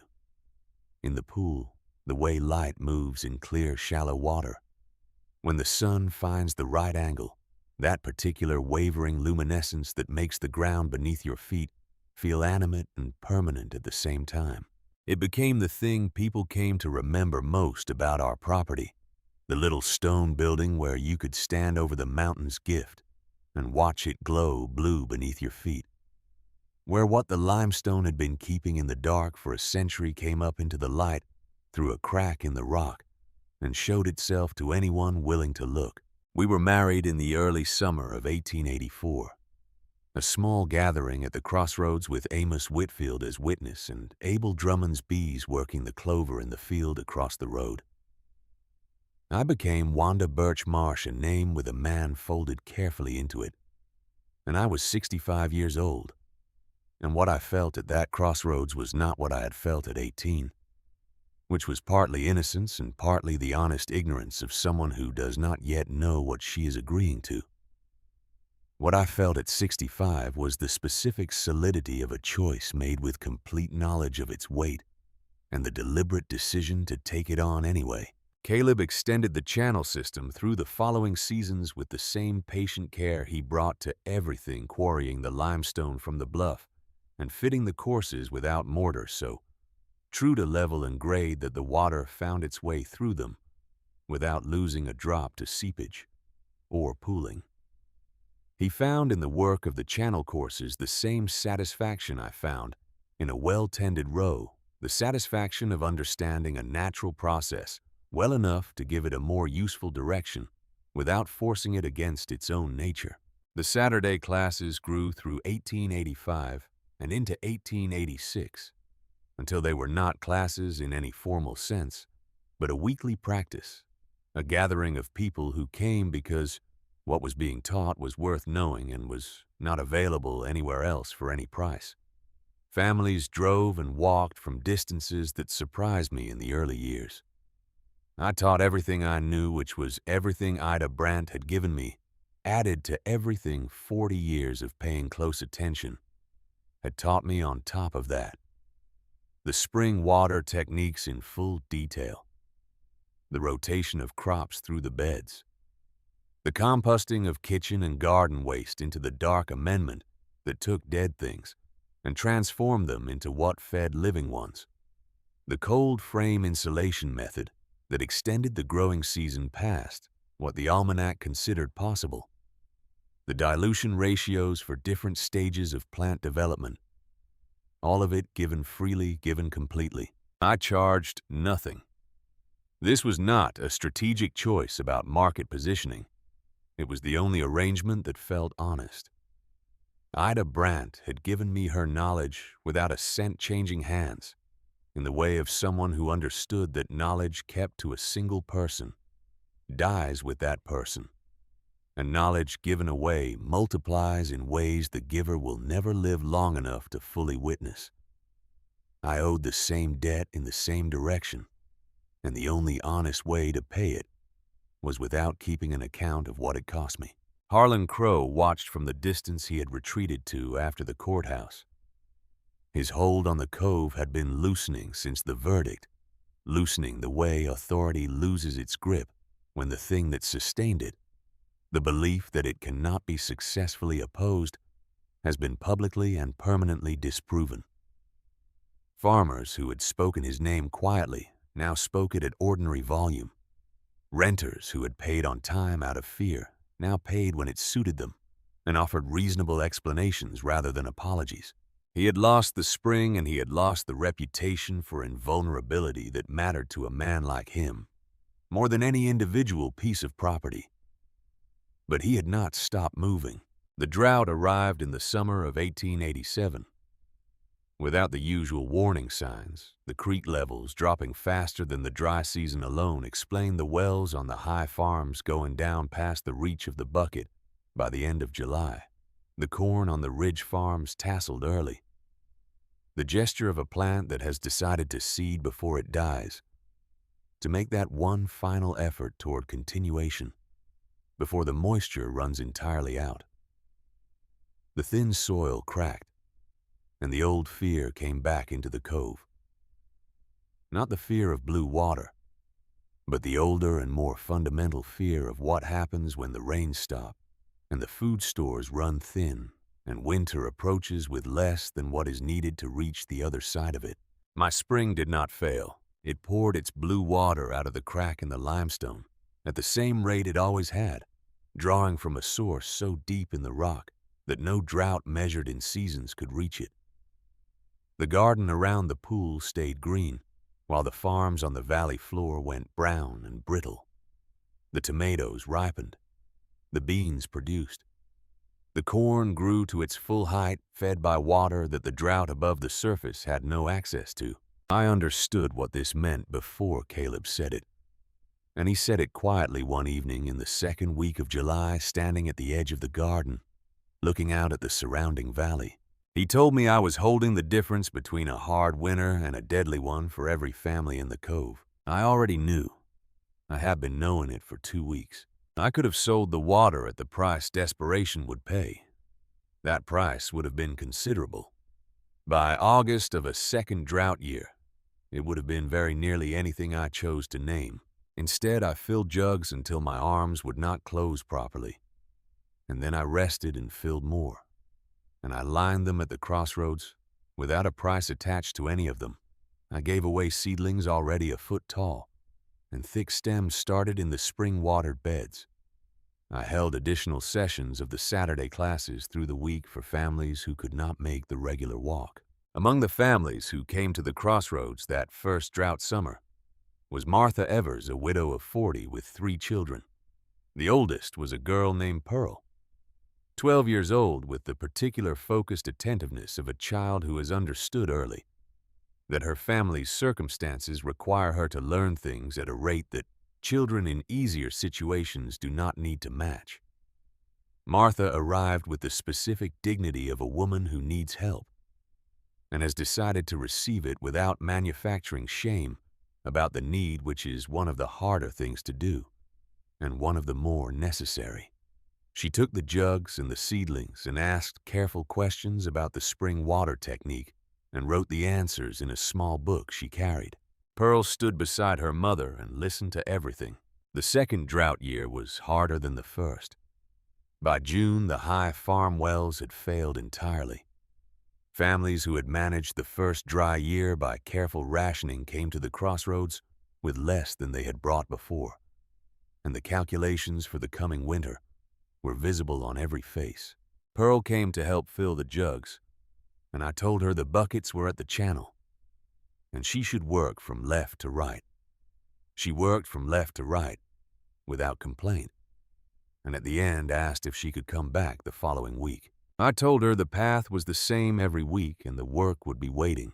She came every week after that, and by the end of that second drought summer, she was arriving before I came out already at the channel in the early morning, working with the focused economy of someone who has stopped thinking about the work and started thinking through it toward what the work is for. Caleb found me one evening filling the 30th jug of the day, my back having passed the point of complaint into the territory of simply bearing what it was being asked to bear.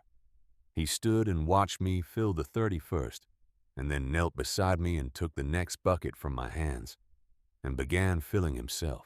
He asked in the way he asked things that mattered, without judgment, but with genuine curiosity, whether I understood that I was giving away everything that made my position in the cove different from everyone else's. I straightened with the jug in my arms and told him what I had known since before I knew him. Ida Brandt gave me everything she knew, I told him. She never charged me a cent for it. She said once that knowledge kept to yourself is knowledge that dies with you and goes into the ground as wasted as unplanted seed in a sealed jar. I think water is the same as knowledge. Hoard it and it stagnates. Give it away and it runs clean forever. Caleb looked at me across the channel in the late light of that drought summer evening. He was quiet for a moment. Then he set down the jug he had just filled and looked at the blue water moving in the channel between us. When he spoke, it was in the voice he used for the things he had thought about until they were fully formed. This water was always good, he said. We were only afraid of the color. He looked up at me. You were not. I did not answer because the truth of it did not require one. He picked up an empty jug and we filled the porch at the crossroads together. Until full dark, the two of us pouring out whatever advantage the spring gave us into the hands of the valley.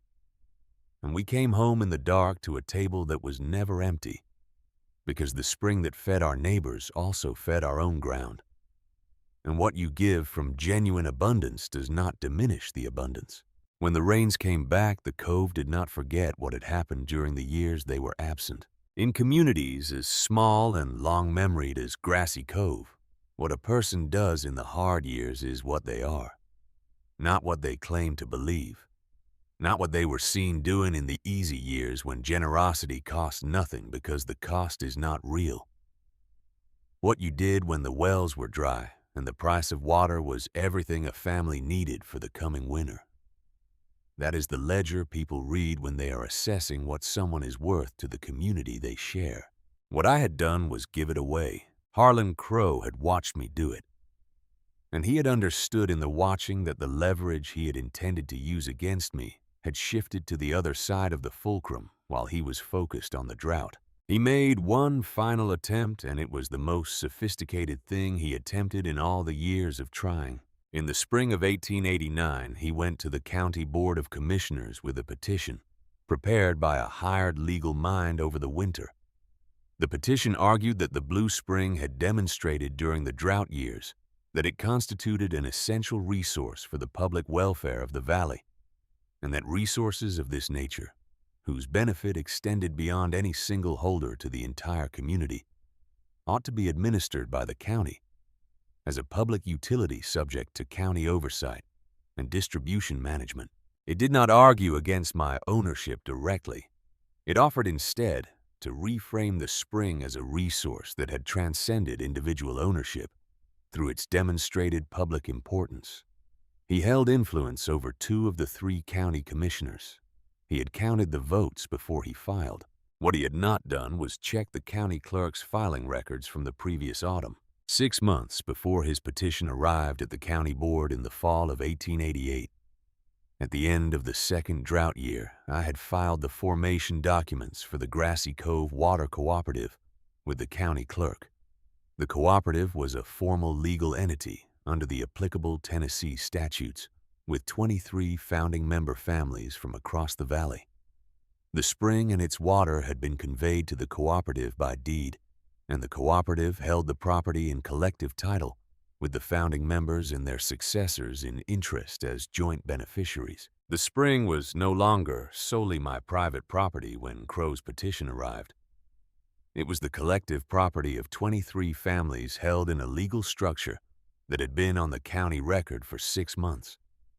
A petition to declare it a public utility administered by the county would have required the county to proceed against the recorded property interests of 24 families, not against one woman alone. The board tabled the petition at its first reading. No formal vote was taken. The arithmetic had changed while Crow was writing his documents, and he had not thought to verify it before he filed. Amos Whitfield told me about the tabling with the quiet, settled satisfaction of a fair man who had watched an unfair one run out of ground. Crow had one more thing left in him, and it came in the dark as the last things left to a diminished man often do. On a morning in early May of 1889, I came to the spring house before the sun had cleared the ridge and found the channel Caleb had built from the bluff damaged. The fitted limestone courses had been broken in 3 places. The stones knocked out of their careful setting and scattered across the spring bed. A sack of something fouling had been emptied at the head of the pool, where the water came up from the rock, and the blue had gone gray and clouded at the point of contamination, the muddied smear spreading outward from the source in the early light. I stood at the edge of the spring house for a long time without moving. There are moments when the thing you have built, and the thing you feared losing, and the thing you have defended across years of sustained effort converge into a single image of damage, and the mind goes very quiet in that convergence. Not from despair, but from a kind of reckoning that has no room for noise. Then I went in and began the work of clearing what could be cleared, and waiting for what could not be hurried. The spring flushed itself. Within 2 days, the steady upward pressure of water through the limestone had pushed the contamination out of the pool and down the channel, to where the overflow disappeared into the ground, and the blue returned to the pool, the way it always returned, completely, and without qualification, as though the mountain had considered the intrusion and simply continued what it had been doing for centuries before anyone thought to interfere with it. Caleb rebuilt the channel stronger than it had been, adding a second row of fitted limestone above the first, so that any future attempt would require dismantling twice the material. He worked with the steady anger of a careful man whose careful work has been deliberately undone by someone who knew what care had gone into it. The Cove made its judgment in the way of rural communities not through courts or public proclamations, but through the quiet reordering of ordinary dealings. Crow's tenant farmers became slow to pay their rents. His neighbors became slow to acknowledge him. The men who had once deferred to his opinion on Cove matters found other things to weigh it against, and found other things heavier. His holdings, which had once produced the returns of a man with leverage over his community, produced instead the returns of a man from whom the community has quietly withdrawn the cooperation that made the leverage real. He had spent years trying to break something. The mountain refused to let break, and the breaking had returned to him. James Crow came up my cowpath for the first time in the spring of 1891, alone on foot, wearing work clothes plain and clean, and deliberately different from the fine coats that had been his father's chosen presentation to the world. He was 23, with his father's broad build, and none of his father's flatness of expression. His face was the face of a person still in the process of deciding what kind of man to be, and who had recently made at least one significant decision about the direction. His father had come a week before to ask. Harlan Crow had aged in the years since the courthouse. The composure that had once been his most unsettling quality had settled into something quieter and less managed. the composure of a man who has exhausted certain ambitions and found the space they occupied unfilled by anything in particular. His boots were scuffed now. He stood in my dooryard without the appraising posture of his earlier visits, and spoke without the layered care of a man conducting a negotiation. He told me his son wanted to learn. He told me James had watched what the spring had done for the cove through the drought years and had decided that working with the land, working with what the land actually offered rather than simply holding title to it, was what he wanted to do with the years ahead of him. He told me he had told his son there was only one teacher in Bledsoe County worth the asking, and that the teacher was the woman he had spent a decade trying to ruin. He said this without the architectural courtesy of his earlier visits, because the architecture had come down. What was underneath it was an old man who had used his best energy on the wrong things for too long, and was asking me to teach his child the right ones. I looked at Harlan Crow standing humbled in my dooryard, the man who had offered me a fortune and then manufactured a rumor and then filed a lawsuit and then emptied a sack of filth into the head of my spring, asking now if I would teach his son the very knowledge he had spent years trying to take from me. There is a victory that tastes of triumph and a rarer kind that tastes of something quieter. What I felt standing in my dooryard that morning was the second kind. Not the satisfaction of a balance sheet finally corrected, but something closer to the feeling of a field the morning after rain, where something that was impossible yesterday has become possible simply because the conditions have changed. I told him to send James on Saturday. I told him I did not hold a grudge against a son for his father's fears. The water had never poisoned anyone, and neither would the teaching. James came every Saturday for 5 years. He came with the attentiveness of someone who has something to prove to himself, rather than to others. And he worked with his hands in the soil alongside the other families who came each week. And he asked questions in the way his father never had, with genuine uncertainty about the answers rather than the performance of curiosity. He had an aptitude for systems in the way that some people have an aptitude for music, an ability to hear the whole structure when others were still learning individual notes.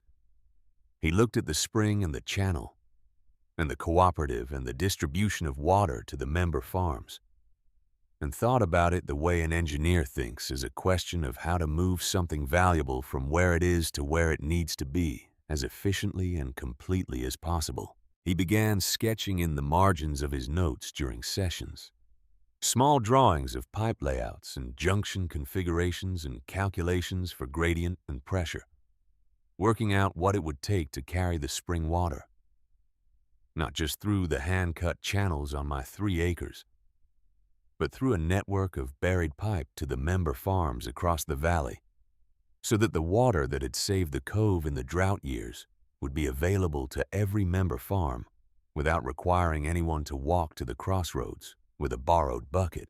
In the spring of 1896, with the cooperation of the 23 member families and 3 men, he persuaded to help with the laying. James Crow built the pipe system. It took the full spring season. It was not delicate work.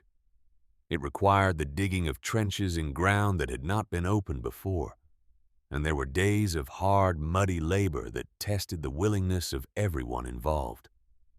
But when it was done, the blue water from the pool in my spring house ran through buried clay pipe to the outer edge of every member farm in the valley, arriving under its own pressure from the elevation of the bluff. Because Caleb had built the spring house at the highest point of the natural drainage, and James had done the geometry to carry that elevation advantage across the full length of the system. The son of the man who had tried to steal the spring became the engineer who multiplied its gift across the whole bowl of Grassy Cove. I do not know whether Harlan Crow lived to understand the full shape of that particular outcome. I hope he did not to give him pain, but because a man who lives long enough to see his own history rearranged into something he could not have predicted deserves at least the clarity of seeing what the rearrangement was. Dr. Samuel Briggs returned to the cove in 1892 with a younger colleague and a plan for the most comprehensive study he had undertaken in his career. A 5-year systematic comparison of yields and nutritional content across spring-watered and ordinarily watered fields in limestone country. He had grown gray in the intervening years. The restless brightness of his eyes settled into the deeper patience of a man who has accepted that proving slow truths to a world that prefers fast answers is a long commitment. He worked through 5 growing seasons, measuring and recording with the thoroughness of a man who understands that a result carries only the weight of the process that produced it. Yields, nutritional density of the fruit, mineral content of the soil at different distances from the spring outlet and at different seasons. The same values on comparable farms using well water and creek water and rainwater, building the comparative record that would make his conclusions resistant to the arguments of anyone who accepted the methods. When his account was published in 1897, it carried numbers that surprised even me, and I had been living with the evidence in front of my face for 15 years. Yields on spring-watered crops were elevated by 40% on most varieties, and more than doubled on others. The mineral density of the fruit was higher by 1/3 than fruit grown on the same seed stock with common water. The soil in the spring beds, thin and stony when I bought the lot in 1881, now tested as rich dark loam built up by 15 years of mineral deposition and the living community of soil creatures that abundant feeding sustains. In the acknowledgments, Briggs wrote that he was indebted to Wanda Birch Marsh, who had the courage to plant where her whole valley feared even to drink. He cited the first tomato, the seedling I had carried from the boarding house in a coat pocket and set into rocky ground on a late April morning in 1881, as the earliest documented evidence of everything his 5 years of careful measurement had gone on to prove. Ida Brandt, had she lived to read it, would have smiled the close-lipped smile she saved for the moments when something turned out to be exactly what it should be. There is a particular satisfaction in being confirmed by science that you have already confirmed by living. The science makes the truth legible to people who could not read the evidence you were standing in the middle of. I was grateful for Briggs's account, not because it told me anything I did not already know, but because it said it in the language that Harlan Crow and his lawyers could not argue with, in the language of peer review and permanent record, and a learned signature beneath a learned conclusion. Caleb died on a September afternoon in 1903. He was sitting on the porch he had built to face the limestone bluff in the chair, made from the same cedar he had used for the cabin walls, with a glass of blue spring water resting on the table at his elbow. The same water he had knelt to drink the day his hands finished the roof above us. He had drunk it every morning of the 19 years of our marriage, the water that had tinted his teeth faintly blue, in the way that long and daily acquaintance with a thing tends to leave its mark. He had been watching the bluff when I came out to bring him a second glass. The morning light on limestone is different from the morning light on any other surface. It holds the light, rather than reflecting it, the way stone holds warmth long after the air has released it. And Caleb had never stopped finding the bluff worth watching in all the years he had spent in its company. He went the way of the deeply contented without struggle with the sound of the spring running soft beneath the porch boards, as it had run beneath every conversation we had ever had, and every morning we had ever risen together to work the ground. The mountain had been holding in readiness for longer than either of us had been alive to receive it. I buried him near the foot of the bluff where the sound of the water never stops. Not in any season, not in any weather, not at any hour of any day or night. Pearl Evers helped me letter the stone. Pearl was 28 by then, and she had been coming to the Saturday classes since she was 12 years old. And she had grown into a woman with her mother's practical dignity and something additional of her own.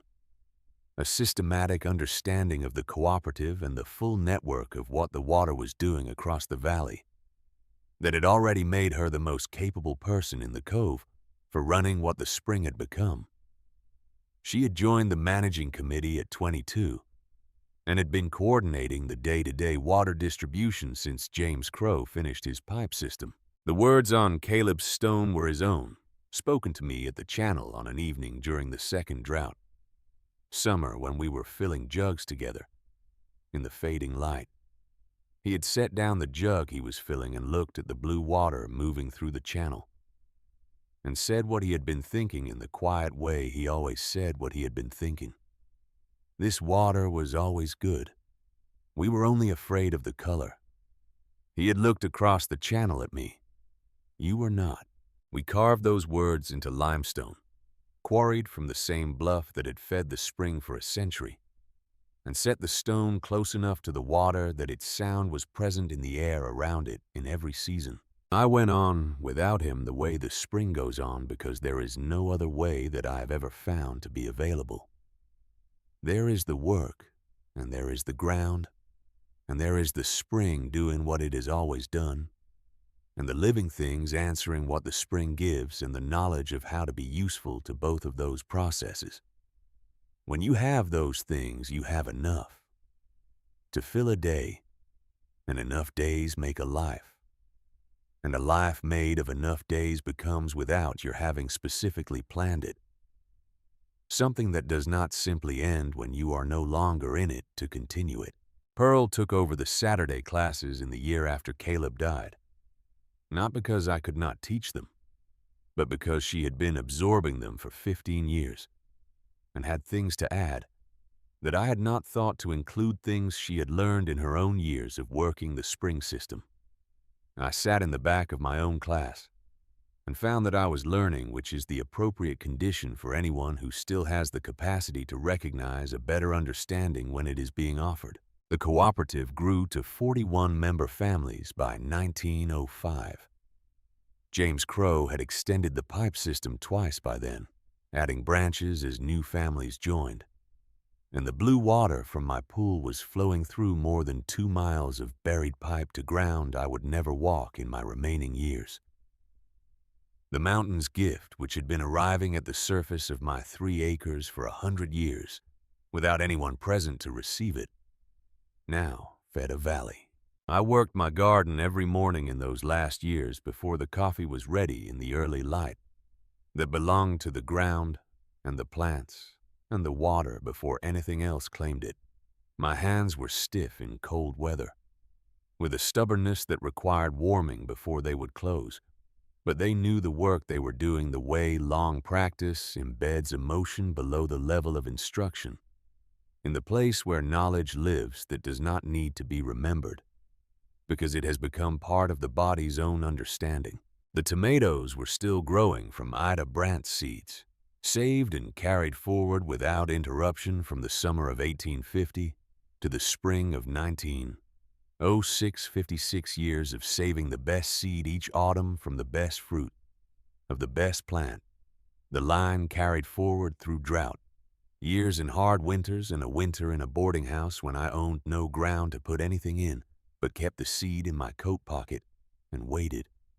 Every fruit carried the same great ribbed purple-shouldered look, the same density of flavor that Amos Whitfield had named in the June light of 1882, and Pearl's buyers in Nashville and Knoxville named now in letters that still arrived at my door, carrying the same amazement, as though the tomato had somehow exceeded each person's prior understanding of what the word was supposed to mean. The cursed lot had become the most productive small holding in 3 counties. The assessor's books showed a value that the original assessment of $9 could not have predicted or contained. I found this amusing in the way that certain long journeys become amusing when you can see the whole shape of them from sufficient distance.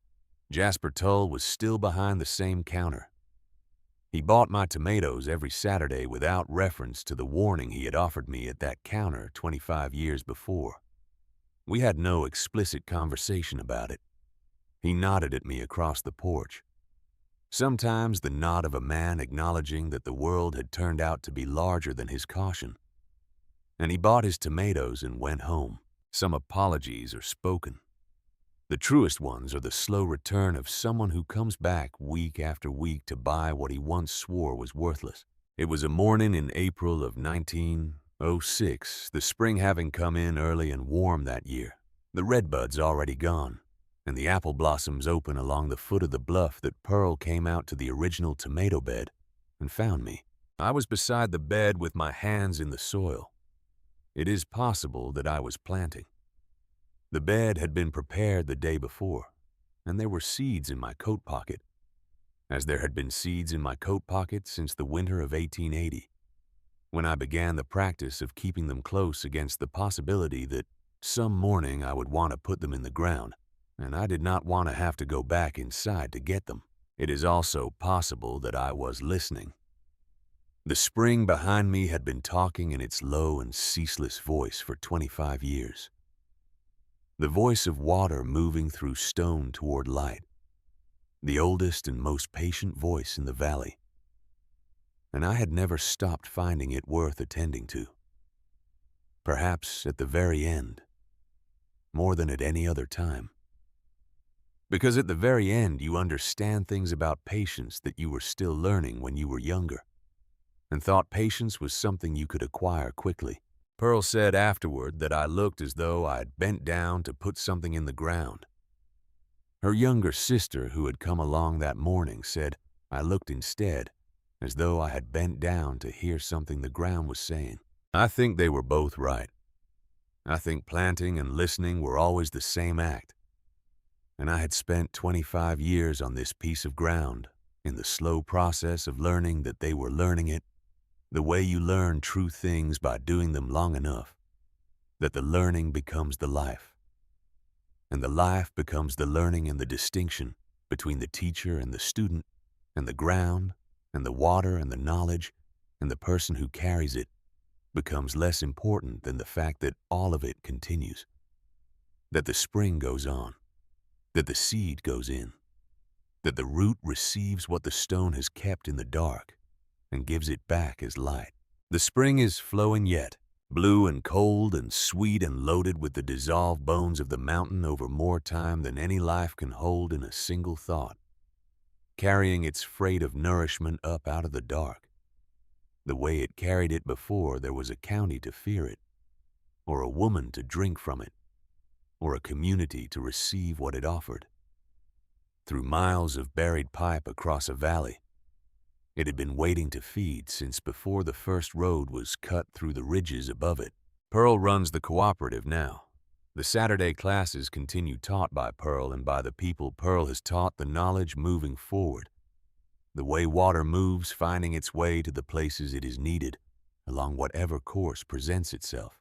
The tomatoes are still grown from the seeds I carried in a coat pocket, from a boarding house room in a winter I would not choose to repeat, saved forward every autumn without interruption by hands that understood why the continuity mattered, even when the person who had carried the line the longest was no longer there to carry it forward herself.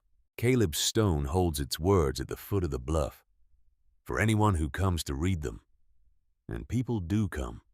They come to stand inside the spring house and look down through the glass at the blue light moving in the pool below, and they put their hands in the water and feel the cold of it, the real cold of something that has been deep in the earth and carries the earth's temperature rather than the seasons.